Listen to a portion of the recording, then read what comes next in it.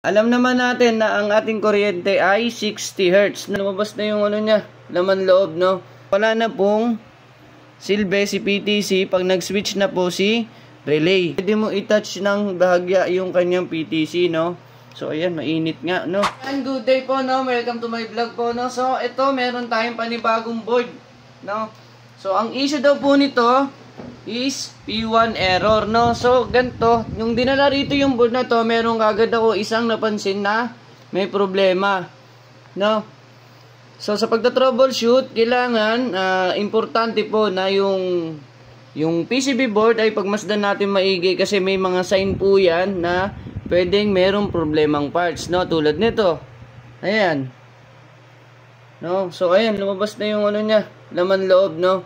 So, ayan, testing natin kung P1 error nga ito. Okay, saksak natin.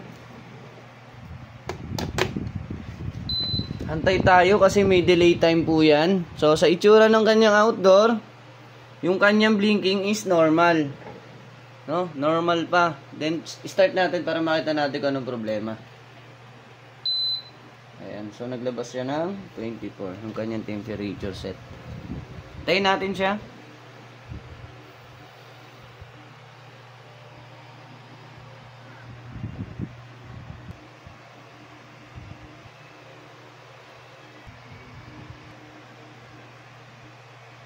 Play mo na. Ayan, nag-start. No, so steady. Ayan, namatay. Ayun, umitik pa ng isa. No, so naglabas nga siya ng P1, no?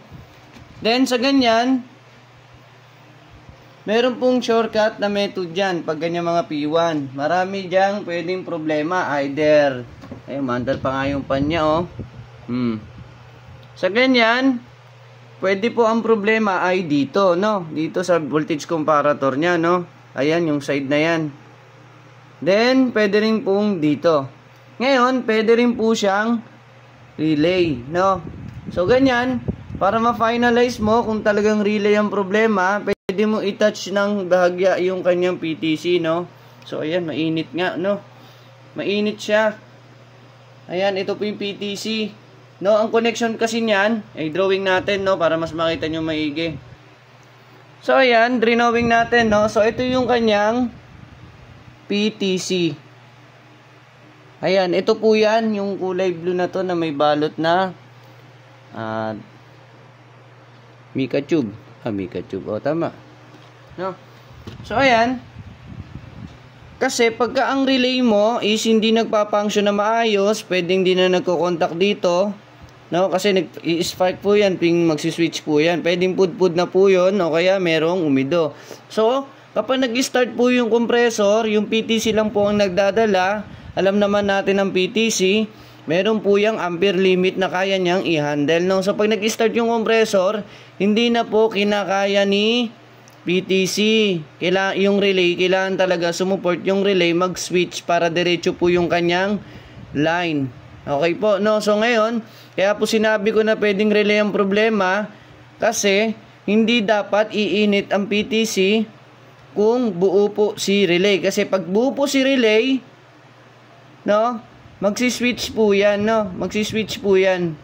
Magsiswitch ng ganyan. So, wala na pong silbi si PTC pag nag-switch na po si relay. Kaya niya na pong handlein yung hanggang 5 amperes hanggang 7 amperes po, no?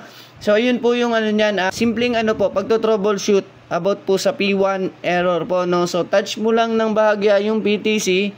Pag namatay po yung compressor at uminit yung PTC, ibig sabihin nang may problema po si relay po, no? Si relay. Hindi po siya nag-switch ng maayos po, no? Kasi meron po yung ayan, meron pong switch, contact switch dito po, no? Dapat magsiswitch yan dito. Ito po ang tinatawag na magnetic coil. Pag nagpumitik po ang magnetic coil, magsiswitch po ang kanyang relay. So, pumipitik naman yung kanyang relay, naririnig ko po. Ang problema lang, hindi natin masabi kung nagsiswitch. So, kailangan pa natin siyang tanggalin para ma-check natin, no? So, hindi po ganon. Diretso palit na po tayo, no? About naman po dito sa kanyang lumobo na to, yan, EMI filter po, no? Possible na hindi niya kinaya yung high frequency. Alam naman natin na ang ating kuryente ay 60 Hz, no? Kaya po gumagamit na EMI filter po, no? Para po yung sobrang high frequency na pumapasok sa ating line and neutral ay ma-filterize niya, no? Bago dumaan kay rectifier, no? So ngayon, ang gagawin natin, palitan na natin ng diretso yung kanyang non-polarized capacitor and relay, no? So tignan natin kung may magbabago po, no? Simpleng trouble lang po ito, manood lang po tayo maigi.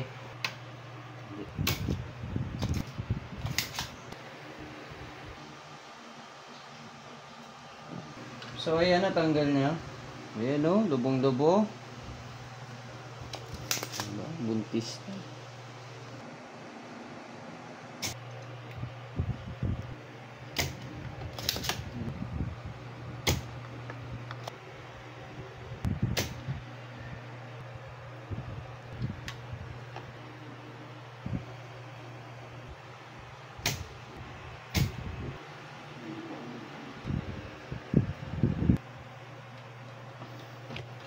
So yun, natanggal na natin yung kanyang relay. Wala naman siyang kalog-kalog. Minsan kasi kumakalog yan, putol na yun sa loob.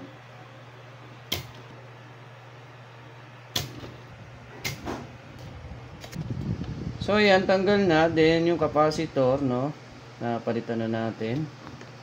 So magpapalit tayo ng capacitor, dapat match pati relay. Ang specs ng relay nya 16 amperes, no? 16 amperes ang kanyang capacity. Trade natin dito. Tapos diretso hinaw. Then after nito i-testing natin, no? So yung ano nga pala guys, yung EMI, no, hindi kasi saktong 60 Hz yung pumapasok diyan, no? Merong mga high frequency na pumapasok. Kaya po nilalagyan na EMI filter. Pero hindi naman po lahat ng unit ay may EMI filter, no? Ito kasing board na to, medyo maselan. Kaya po naglalagay na EMI filter. Pag may noises dyan, high frequency, pwede pong madama yung IC, no? So kailangan talaga accurate yung kanyang frequency at saka supply po, no?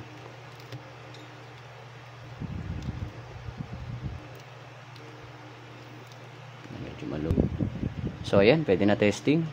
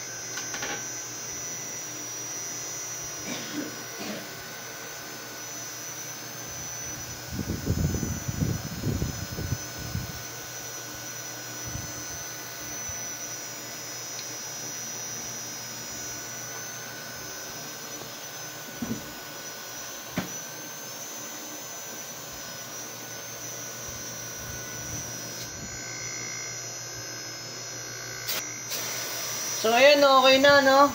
Tumagal na siya, hindi siya namamatay, no? So ayan, steady light, no? Good running condition na po, no? So bago nga po pala ang lahat, bago tayo mag-outro.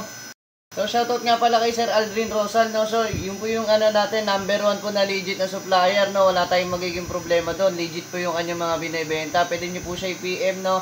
Ilalagay ko po yung link dito sa aking sa post na to. Maraming salamat po and God bless sa lahat. Tutok lang po tayo para marami tayong matutunan.